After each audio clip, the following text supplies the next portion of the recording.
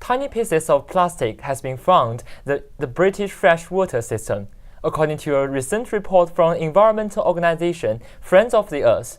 Our reporter Le Jiafeng went to the River Taff in South Wales and found some more. This is the River Taff that flows through the South Wales region. It is regularly maintained to remove the plastic litters.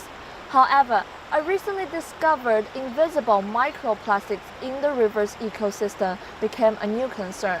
I've collected a bottle of water sample. Let's go to the lab to see what the microplastics looks like.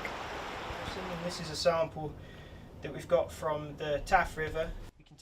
If you look through the microscope, you can see these tiny plastic materials.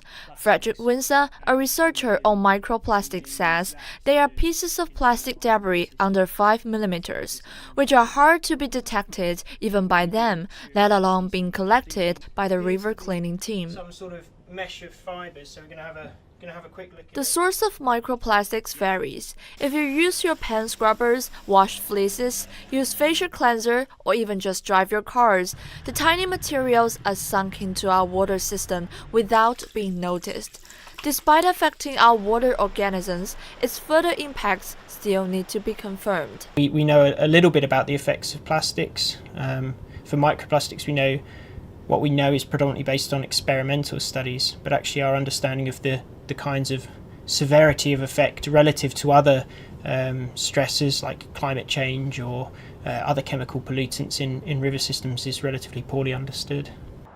How to prevent these materials from getting into the water system is the primary issue.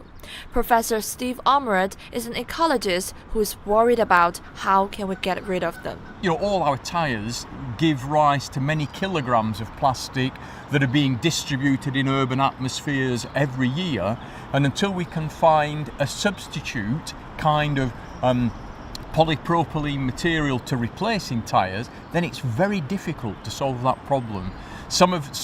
There are solutions to some of this, some of it we don't yet.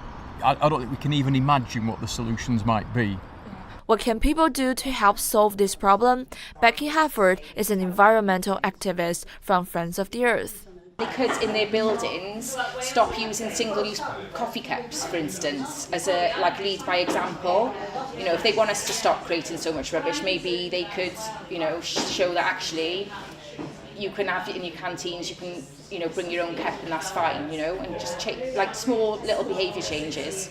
The study of the harmful effect of the microplastics is still at an early stage. More research and experiments have to be done. Le Jiafeng